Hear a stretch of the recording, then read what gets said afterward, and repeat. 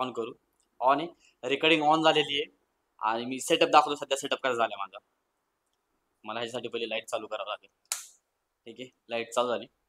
ठीक आहे, आत्ता हा प्रॉपर फॉरनर जे व्लॉगिंग करतात ना त्या झाला. तर मला माहित नाही मी किती दिसतोय किती दिसत नाही, पण एवढं वजन आहे, 2.5 किलोचं वजन आहे कॅमेराचं. फक्त कॅमेराच्या वर माझा फोन लागलाय, त्या फोनवर मी सेटअप दाखवतो माझा कसा सेटअप झाला आता सध्या.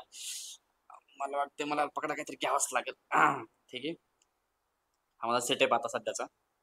ओके, हा सोनी M4 आहे. ठीक आहे, 35mm लेन्स आहे, 1.8. त्याच्या समोर हे एनडी फिल्टर आहे. एनडी फिल्टरच्या पण आधी दिसणार ना, एनडी फिल्टरच्या आधी स्टेप अप रिंग्स आहेत.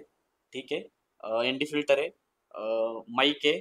ठीक आहे, हे कॅमेरा केज आहे, डिजिटेक्स आहे. स्मॉल रेटचं घेणार होतो पण मला वाटलं मला गरज नाही म्हणून मी स्मॉल रेटचं घेतलं नाही, डिजिटेक्सचं घेतलं. ठीक आहे, हा माझा iPhone 12 आहे.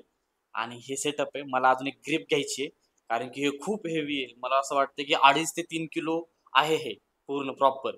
आणि ह्यात हे तर जस्ट मी शूट असं करणार आहे. हे camera me as a monitor म्हणून यूज करतोय. आता ते दिसणार नाही ज्याला माहिती त्याला, पण हे असं आहे. फॉरेनर म्हणजे भारतात नाही, आपल्या भारताच्या बाहेर जे लोक ह्याला व्लॉगिंग सेटअप म्हणून यूज करतात. हे माझं मेन हे आहे, इक्विपमेंट आहे. आणि एवढा खर्च झालाय हे 10,000. ठीक आहे, फोकस फोकस नाही. ठीक आहे, 10,000. ठीक आहे, समथिंग अराउंड हे 1-1.5 लाख. ठीक आहे, 10,000. ठीक आहे, हे अख्खं प्लस. ठीक आहे, आणि अजून एक जी गोष्ट आहे मेन, खूप अवघड आहे. हा, दिसतंय फोकस. फोकस साठी कोणतं बटन? हे फोकस बटन. ठीक आहे, फोकस. ठीक आहे, आणि त्यात हे जे सेटअप आहे, हे सेटअपच 2.5-3 लाखाचा झालाय पूर्ण. आणि करतोय काय? व्हिडिओ काढतोय. बघूया आता बाहेर जाऊन कसं आहे. मला हे एनडी फिल्टर चेक करायचंय माझं, मी चेक नाही केलंय. ठीक आहे, मी बाहेर जाताना पण कसं यूज करतोय. ठीक आहे, ओके. बाहेर बाहेर एकदम हाश ऊन आहे. ठीक आहे, मी काही सेटिंग न चेंज करता फक्त माझं एनडी स्टेप अप करतो, जेणेकरून मला भेटल सगळं जे पाहिजे ते.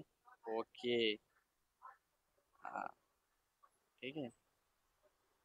कशात काय डग, हा, वर्क करते. ठीक आहे, मला जसं वाटलं होतं ना ॲझॅक्ट तसंच वर्क करते. वाईट वॉश होत नाहीये.